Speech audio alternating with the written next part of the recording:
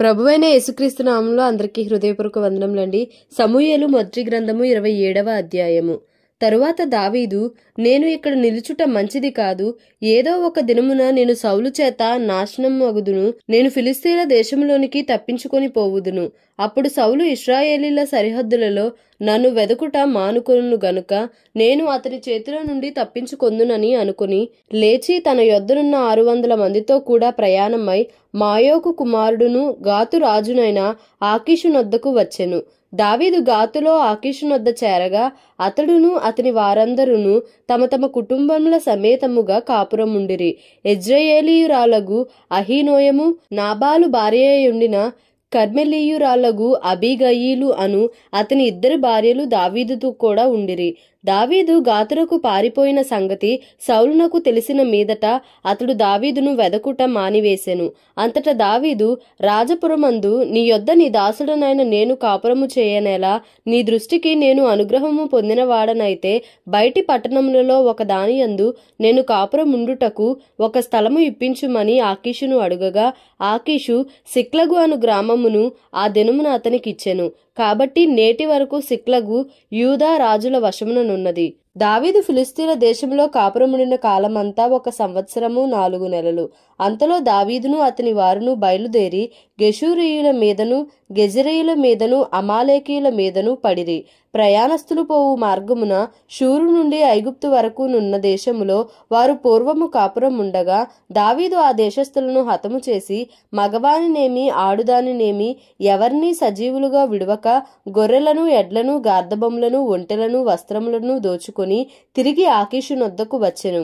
ఆకీషు, ఇప్పుడు మీరు దండెత్తి దేశములో జొరబడితిరా అని దావీదును అడుగగా, దావీదు, యూదా దేశమునకును యెరహ్మెయేలీయుల దేశమునకును కేనీయుల దేశమునకును దక్షిణముగా మేము ఒక ప్రదేశంలో జొరబడితిమనెను. అలాగున దావీదు చేయుచూ వచ్చెను. అతడు ఫిలిస్తీన్ల దేశములో నివసించినంత కాలము ఈ ప్రకారముగా చేయునని తమ్మును గురించి వారు చెప్పుదురేమో అని గాతుకు వర్తమానము తేగల మగవానినైనను ఆడుదానినైనను దావీదు బ్రతుకనీయలేదు. దావీదు తన జనులైన ఇశ్రాయేలీలు తన యందు బొత్తిగా అసహ్యపడునట్టు చేసెను గనుక అతడు సదాకాలము నాకు దాసుడుగాను ఉండునని అనుకొని ఆకీషు దావీదు మాట నమ్మెను. సమూయేలు మొదటి గ్రంథము 28వ అధ్యాయము. ఆ దినములలో ఫిలిస్తీయులు ఇశ్రాయేలీలతో యుద్ధము చేయవలనని సైన్యములను సమకూర్చి యుద్ధమునకు సిద్ధపడగా ఆకీషు దావీదును పిలిచి, నేను దండెత్తగా నీవును నీ జనులను నాతో కూడా యుద్ధమునకు బయలుదేరి రావాలనని పరిష్కారముగా తెలుసుకొనమనగా, దావీదు, నీ దాసుడనైన నేను చేయబోవు కార్యము ఏదో అది నీవు ఇప్పుడు తెలుసుకొందువనెను. అందుకు ఆకీషు, అలాగైతే నిన్ను ఎప్పటికీ నాకు సంరక్షకుడుగా నిర్ణయింతుననెను. సమూయేలు మృతి పొందగా ఇశ్రాయేలీలు అతని గురించి విలాపము చేసి రామా అను అతని పట్టణములో అతని పాతిపెట్టి ఉండిరి. మరియు సౌలు కర్ణపిశాచము గలవారిని చిల్లంగి వారిని దేశములో నుండి వెళ్ళగొట్టి ఉండెను. ఫిలిస్తీయులు దండెత్తి వచ్చి షూనేములో దిగగా సౌలు ఇశ్రాయేలీలందరినీ సమకూర్చెను. వారు గిల్బోవలో దిగిరి. సౌలు ఫిలిస్తీయుల దండును చూచి మనస్సునందు భయకంపము నొంది యెహోవా యొద్ద విచారణ చేయగా, యెహోవా స్వప్నము ద్వారానైనను ఊరీము ద్వారానైనను ప్రవక్తల ద్వారానైనను ఏమీయూ సెలవీయకుండెను. అప్పుడు సౌలు, నా కొరకు మీరు కర్ణపిశాచము గల యొక్క స్త్రీని కనుగొనుడి, నేను పోయి దాని చేత విచారణ చేతునని తన సేవకులకు ఆజ్ఞ ఇయ్యగా, వారు చిత్తము, ఏందోరులో కర్ణపిశాచము గల ఒకటి ఉన్నదని అతనితో చెప్పిరి. కాబట్టి సౌలు మారువేషము ధరించి వేరు బట్టలు తొడుగుకొని 2 మనుషులను వెంటబెట్టుకుని పోయి రాత్రివేళ ఆ స్త్రీ యొద్దకు వచ్చి, కర్ణపిశాచము ద్వారా నాకు శకునము చెప్పి నాతో మాటలాడుటకై నేను నీతో చెప్పువాని రప్పించుమని కోరగా, ఆ స్త్రీ, ఇదిగో సౌలు చేయించినది నీకు తెలిసినది కాదా? కర్ణపిశాచము గలవారిని చిల్లంగి వారిని అతడు దేశంలో ఉండకుండా నిర్మూలము చేసెను గదా. నీవు నా ప్రాణము కొరకు ఉరియొగ్గి నాకు మరణమేళ రప్పింతువు అని అతనితో అనెను. అందుకు సౌలు, యెహోవా జీవము తోడు, దీనిని బట్టి నీకు శిక్ష ఎంత మాత్రమును రాదని యెహోవా నామమున ప్రమాణము చేయగా, ఆ స్త్రీ, నీతో మాట్లాడుటకై నేనెవని రప్పింపవలెనని అడుగగా అతడు సమూయేలును రప్పింపవలెననెను. ఆ స్త్రీ సమూయేలును చూచినప్పుడు బిగ్గరగా కేకవేసి, నీవు సౌలువే, నీవు నన్నెందుకు మోసపుచ్చితివని సౌలుతో చెప్పగా, రాజు, నీవు భయపడవద్దు, నీకు ఏమి కనబడినదని ఆమెనడుగగా ఆమె, దేవతలలో ఒకడు భూమిలో నుండి పైకి వచ్చుట నేను చూచుచున్నానెను.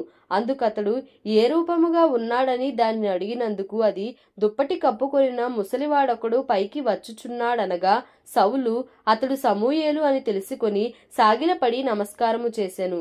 సమూయేలు, నన్ను పైకి రమ్మని నీవెందుకు తొందర పెట్టితివని సౌలు నడుగగా సౌలు, నేను బహుశ్రమలోనున్నాను, ఫిలిస్తీయులు నా మీదికి యుద్ధమునకు రాగా దేవుడు నన్ను ఎడబాసి ప్రవక్తల ద్వారానైనను స్వప్నముల ద్వారానైనను నాకేమీ సెలవీయకయున్నాడు.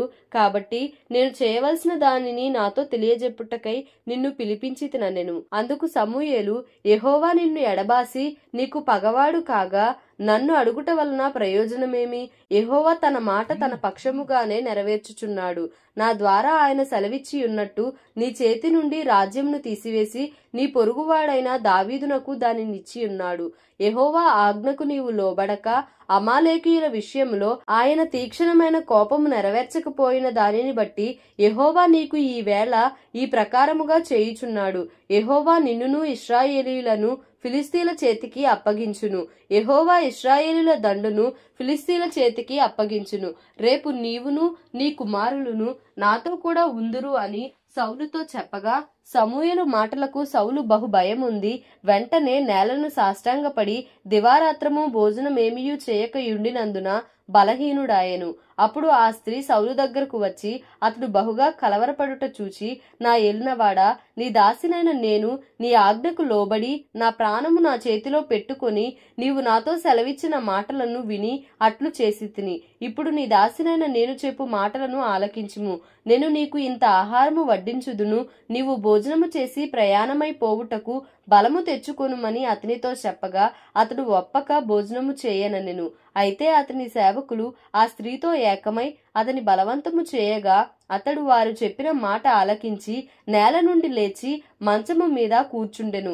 తన ఇంటిలో క్రొవ్విన పెయ్య ఒకటి ఉండగా ఆ స్త్రీ దాన్ని తీసుకొని త్వరగా వధించి పిండి తెచ్చి పిసికి పులుసులేని రొట్టెలు కాల్చి తీసుకొని వచ్చి సౌలునకును అతని సేవకులకును వడ్డించగా వారు భోజనము చేసి లేచి ఆ రాత్రి వెళ్లిపోయిరి. సమూయేలు మొదటి గ్రంథము 29వ అధ్యాయము. అంతలో ఫిలిస్తీన్లు దండెత్తిపోయి ఆఫెకులో దిగియుండిరి. ఇశ్రాయేలీలు యెజ్రెయేలులోని జల దగ్గర దిగియుండిరి. ఫిలిస్తీన్ల సర్దారులు తమ సైన్యమును 100 మందిగాను 1000 మందిగాను వ్యూహపరచి వచ్చుచుండగా దావీదును అతని జనులను ఆకీషుతో కలిసి దండు వెనుక తట్టున వచ్చుచుండిరి. ఫిలిస్తీయుల సర్దారులు ఈ హెబ్రీలు ఏల రావలెను అని ఆకీషును అడుగగా అతడు, ఇన్ని దినములు ఇన్ని సంవత్సరములు నా యొద్ద నుండిన ఇశ్రాయేలీల రాజైన సౌలునకు సేవకుడగు దావీదు ఇతడే కాడా? ఇతడు నా యొద్ద చేరిన నాట నుండి నేటి వరకు ఇతని యందు తప్పేమియూ నాకు కనబడలేదని ఫిలిస్తీన్ల సర్దారులతో అనెను. అందుకు ఫిలిస్తీన్ల సర్దారులు అతని మీద కోపపడి, ఈ మనుషుని నీవు నిర్ణయించిన స్థలమునకు తిరిగి పోనిమ్ము. అతడు మనతో కలిసి యుద్ధమునకు రాకూడదు. యుద్ధమందు అతడు మనకు విరోధి అవునేమో. దేనిచేత అతడు తన యజమానునితో సమాధానపడును? మన వారి తలలను ఛేదించి తీసుకొని పోవుట చేతనే గదా తన యజమానునితో సమాధానపడును. సౌలు 1000 కొలదిగాను దావీదు 10,000 కొలదిగాను హతము చేసిరని వారు నాట్యమాడుచు గాన ప్రతిగానము చేయుచు పాడిన దావీదు ఇతడే కాడా అని అతనితో చెప్పిరి. కాబట్టి ఆకీషు దావీదును పిలిచి, యెహోవా జీవముతోడు నీవు నిజముగా యథార్థపరుడవై ఉన్నావు. దండులో నీవు నాతో కూడా సంచరించుట నా దృష్టికి అనుకూలమే. నీవు నా యొద్దకు వచ్చిన దినము నుండి నేటి వరకు నీ యందు ఏ దోషమును నాకు కనబడలేదు గాని సర్దారులు నీ యందు ఇష్టము లేకయున్నారు. ఫిలిస్తీన్ల సర్దారుల దృష్టికి నీవు ప్రతికూలమైన దాని చేయకుండునట్లు నీవు తిరిగి నీ స్థలమునకు సుఖముగా వెళ్ళుమని చెప్పగా దావీదు, నేనేమి చేసి తిని? నా ఏలినవాడవగు రాజా, నీ శత్రువులతో యుద్ధము చేయుటకై నేను రాకుండునట్లు నీ యొద్దకు వచ్చిన దినము నుండి నేటి వరకు నీ దాసుడనైన నా యందు తప్పేమి కనబడినని ఆకీషును అడిగెను. అందుకు ఆకీషు, దైవదూతవలే నీవు నా దృష్టికి కనబడుచున్నావని నేనెరుగుదును గాని ఫిలిస్తీన్ల సర్దారులు ఇతడు మనతో కూడా యుద్ధమునకు రాకూడదని చెప్పుచున్నారు. కాబట్టి ఉదయమున నీవును నీతో కూడా వచ్చిన నీ యజమానుని సేవకులను త్వరగా లేవవలెను. ఉదయమున లేచి తెల్లవారగానే బయలుదేరిపోవలెనని దావీదునకు ఆజ్ఞ ఇచ్చెను. కావున దావీదును అతని జనులను ఉదయమున త్వరగా లేచి ఫిలిస్తీన దేశమునకు పోవలెనని ప్రయాణమైరి. ఫిలిస్తీన్లు దండెత్తి యెజ్రెయేలునకు పోయిరి. సమూయేలు మొదటి గ్రంథము 30వ అధ్యాయము. దావీదును అతని జనులను 3వ దినమందు సిక్లగునకు వచ్చిరి. అంతలో అమాలేకీయులు దండెత్తి దక్షిణ దేశము మీదను సిక్లగు మీదను పడి కొట్టి దానిని తగులబెట్టి గనులనేమి అల్పులనేమి అందులోనున్న ఆడువారందరినీ చెరపట్టుకొని చంపక వారిని తీసుకొని వెళ్లిపోయి యుండిరి. దావీదును అతని జనులను పట్టణంనకు వచ్చి అది కాల్చబడి యుండుటయు తమ భార్యలను కుమారులను కుమార్తెలను చెరలోనికి కొనుపోబడి యుండుటయు చూచి ఇక ఏడ్చుటకు శక్తి లేకపోవునంత బిగ్గరగా ఏడ్చిరి. యెజ్రెయేలీయురాలైన అహీనోయము కర్మెలీయుడైన నాబాలు భార్య అయిన అబీగయీలు అను దావీదు 2 భార్యలను చెరలోనికి కొనుపోబడగా చూచి దావీదు మిక్కిలి దుఃఖపడెను. మరియు తమ తమ కుమారులను బట్టియు కుమార్తెలను బట్టియు జనులకందరికీ ప్రాణము విసికినందున రాళ్లు రువ్వి దావీదును చంపుదము రండని వారు చెప్పుకొనగా దావీదు తన దేవుడైన యెహోవాను బట్టి ధైర్యము తెచ్చుకొనెను. పిమ్మట దావీదు ఏఫోదు తెమ్మని యాజకుడగు అహీమెలకు కుమారుడైన అబ్యాతారుతో చెప్పగా అబ్యాతారు ఏఫోదును దావీదు నొద్దకు తీసుకుని వచ్చెను. నేను ఈ దండును తరిమిన ఎడల దాని కలిసికొందునా అని యెహోవా యొద్ద దావీదు విచారణ చేయగా యెహోవా తరుము, నిశ్చయముగా నీవు వారిని కలుసుకొని తప్పక నీ వారిని అందరినీ దక్కించుకొందువని సెలవిచ్చెను. కాబట్టి దావీదు అతని యొద్దనున్న 600 మందియును బయలుదేరి బెసోరు వాగుగట్టుకు రాగా వారిలో 200 మంది వెనుక దిగ విడువబడిరి.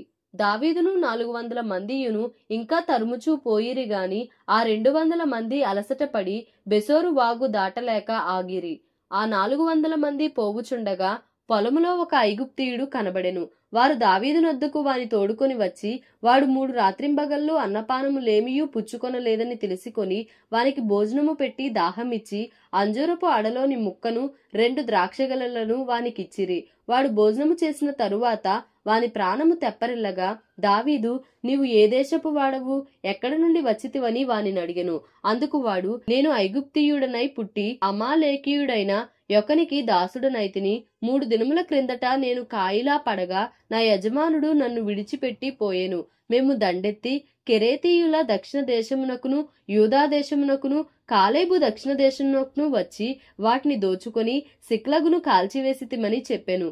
ఆ దండును కలిసికొనుటకై నీవు నాకు దోవ చూపుదువా అని దావీదు వానిని అడుగగా వాడు నేను నిన్ను చంపననియు నీ యజమానుని వశము చేయననియు దేవుని బట్టి నీవు నాకు ప్రమాణము చేసిన ఎడల ఆ దండును కలిసికొనుటకు నీకు దోవ చూపుదుననెను. తరువాత వాడు వారి దగ్గరకు దావీదును నడిపింపగా ఫిలిస్తీన్ల దేశములో నుండి యూదా దేశములో నుండి తాము దోచి తెచ్చుకొనిన సొమ్ముతో తులదూగుచు వారు ఆ ప్రదేశమంతటా చెదిరి అన్నపానములు పుచ్చుకొనుచు ఆటపాటలు సలుపుచుండిరి. దావీదు సంగతిని గ్రహించి సంధ్యవేళ మొదలుకొని మరునాటి సాయంత్రము వరకు వారిని హతము చేయుచుండగా ఒంటెల మీద ఎక్కి పారిపోయిన 400 మంది యవనులు తప్ప తప్పించుకొనిన వాడు ఒకడునూ లేకపోయెను. ఇలాగున దావీదు అమాలేకీయులు దోచుకొని పోయిన దానంతటినీ తిరిగి తెచ్చుకొనెను. మరియు అతడు తన 2 భార్యలను రక్షించెను. కుమారులేమి కుమార్తెలేమి దోపుడు సొమ్మేమి వారు ఎత్తుకొని పోయిన దానంతటిలో కొద్దిదేమీ గొప్పదేమీ ఏదియూ తక్కువ కాకుండా దావీదు సమస్తమును రక్షించెను. మరియు దావీదు అమాలేకీయుల గొడ్లన్నిటినీ పట్టుకొనెను. ఇవి దావీదునకు దోపుడు సొమ్మని జనులు మిగిలిన తమ స్వంత పశువులకు ముందుగా వీటిని తోలిరి. అలసట చేత దావీదును వెంబడించలేక బెసోరు వాగు దగ్గర నిలిచిన ఆ 200 మంది యొద్దకు దావీదు పోగా వారు దావీదును అతని యొద్దనున్న జనులను ఎదుర్కొనుటకై బయలుదేరి వచ్చిరి.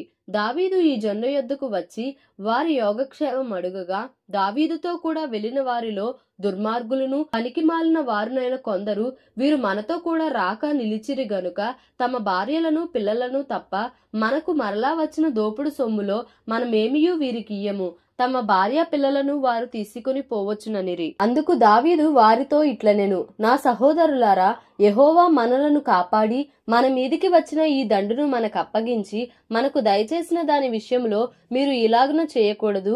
మీరు చెప్పినది ఎవరు ఒప్పుకొందురు?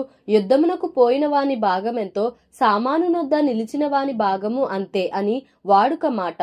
కొందరు సమముగానే పాలు పంచుకొందురు గదా. కావున నాటి నుండి నేటి వరకు దావీదు ఇశ్రాయేలీలలో అట్టి పంపకము కట్టడగాను న్యాయ విధిగాను ఏర్పరచి నియమించెను. దావీదు సిక్లగునకు వచ్చినప్పుడు దోపుడు సొమ్ములో కొంత తన స్నేహితులైన యూదా పెద్దలకు ఏర్పరచి, యెహోవా శత్రువుల యొద్ద నేను దోచుకొనిన సొమ్ములో కొంత ఆశీర్వాద సూచనగా మీకు ఇచ్చుచున్నానని చెప్పి వారికి పంపించెను. బేతేలులోను దక్షిణ రామోతులోను యత్తీరులోను అరోయేరులోను షిప్మోతులోను ఎస్తెమోలోను రాకాలులోను యెరహ్మెయేలీయుల గ్రామములలోను కేనీయుల గ్రామములలోను హోర్మాలోను కోరాషానులోను అతాకులోను హెబ్రోనులోను దావీదును అతని జనులను సంచరించిన స్థలములన్నిటిలోనూ ఉన్న పెద్దలకు దావీదు పంపించెను. సమూయేలు మొదటి గ్రంథము 31వ అధ్యాయము. అంతలో ఫిలిస్తీయులు ఇశ్రాయేలీలతో యుద్ధము చేయగా ఇశ్రాయేలీలు ఫిలిస్తీయుల ఎదుట నుండి పారిపోయిరి. గిల్బోవా పర్వతము వరకు ఫిలిస్తీయులు వారిని హతము చేయుచు సౌలును అతని కుమారులను తరుముచు యోనాతాను అబీనాదాబు మెల్కీషూవా అను సౌలు యొక్క కుమారులను హతము చేసిరి. యుద్ధములో సౌలు ఓడిపోవుచుండగా అతడు అంబులు వేయువారి కంటబడి వారి చేత బహు గాయముల నొందెను. అప్పుడు సౌలు, సున్నతి లేని వీరు వచ్చి నన్ను పొడిచి అపహాస్యము చేయకుండునట్లు నీ కత్తి దూసి దాని చేత నన్ను పొడువుమని తన ఆయుధములను మోయువానితో చెప్పగా అతడు భయము చేత అలాగు చేయనొల్లకుండెను గనుక సౌలు తన కత్తి చేత పట్టుకుని దాని మీద పడెను. సౌలు మరణమాయనని అతని ఆయుధములను మోయువాడు తానును తన కత్తి మీద పడి అతనితో కూడా మరణమాయెను. ఇలాగున సౌలును అతని ముగ్గురు కుమారులను అతని ఆయుధములను మోయువాడును అతని వారందరును ఒక దినముననే మరణమైరి. లోయ అవతలనున్న ఇశ్రాయేలీలును యోర్దాను అవతలనున్న వారును ఇశ్రాయేలీలు పారిపోవుటయు సౌలును అతని కుమారులను చచ్చియుండుటయు చూచి తమ నివాస గ్రామములు విడిచిపెట్టి పారిపోయిరి. ఫిలిస్తీయులు వచ్చి వాటిలో కాపురముండిరి. మరునాడు ఫిలిస్తీయులు హతమైన వారిని దోచుకొన వచ్చి గిల్బోవా పర్వతము మీద పడిపోయిన సౌలును అతని ముగ్గురు కుమారులను కనుగొని అతని తలను ఛేదించి అతని ఆయుధములను తీసి తమ బొమ్మల గుళ్లలోను జనులలోను జయవర్తమానము తెలియజేయుటకై ఫిలిస్తీయుల దేశములో నలుదిశలు వాటిని పంపిరి. మరియు వారు అతని ఆయుధములను అష్తారోతు దేవి గుడిలో ఉంచి అతని మొండెమును బేత్షాను పట్టణపు గోడకు తగిలించిరి. అయితే ఫిలిస్తీయులు సౌలుకు చేసిన దాని గురించిన వార్త యాబేష్ గిలాదు వారు విని బలశాలులందరూ లేచి రాత్రి అంతా నడిచి సౌలు మొండెమును అతని కుమారుల కళేబరములను బేత్షాను పట్టణపు గోడ మీద నుండి దించి యాబేషునకు తిరిగి వచ్చి వాటిని దహనము చేసి వారి శల్యములను తీసి యాబేషులోని పిచుల వృక్షము క్రింద పాతిపెట్టి 7 దినములు ఉపవాసముండిరి. దేవుడి పరిశుద్ధ వాక్యమును మన వినికిడిలో దీవించి ఆశీర్వదించునుగాక. Amen. Please like, share and subscribe for more videos.